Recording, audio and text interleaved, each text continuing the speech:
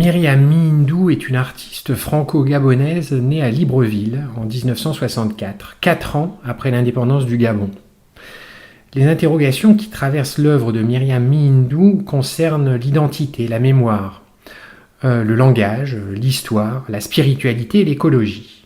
Autant de thèmes liés à son histoire intime qu'à une histoire transnationale, une histoire du monde, marquée par l'histoire coloniale. Myriam Mihindou ne s'interdit aucune pratique, expérimente la performance en 2013 avec No Sensibility où elle marche sur du verre, recouvre sa peau d'aiguille, s'enveloppe de coton, manipule de la glace.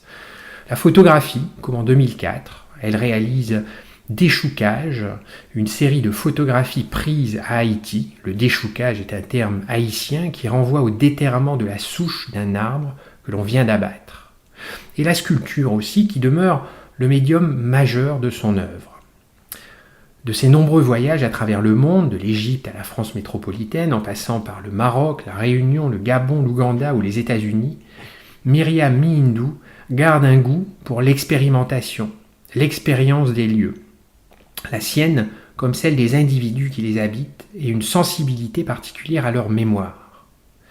L'œuvre de Myriam Mihindou est une œuvre protéiforme et éminemment politique. L'installation qu'elle présente au rez-de-chaussée du Creux de l'Enfer s'intitule « Lit mineur ». Le lit mineur, ou lit ordinaire d'une rivière, est la partie occupée en permanence par un cours d'eau qui correspond à l'étiage et qui délimite les berges. Cette installation consiste en des tiges métalliques suspendues et dont le profil varie. Leur forme correspond au profil du lit mineur de la Durolle relevé en différents points. La Durolle est plus qu'une rivière. Elle structure à la fois l'espace de Thiers et de ses environs et fonde son histoire, notamment industrielle, celle des papetiers du Moyen-Âge, jusqu'à celle des couteliers d'aujourd'hui. C'est donc une œuvre métaphorique que propose Myriam Mihindou. Les 7 sculptures en acier sont accompagnées d'une installation sonore, une comptine entonnée en français et en occitan, variante de Gentil Alouette.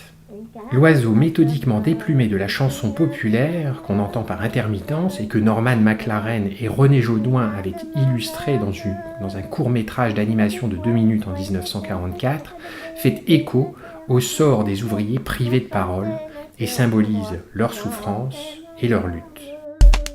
Un carré pas de sabot, le ventre de mon merle, un carré pas de sabot, le ventre de mon merle.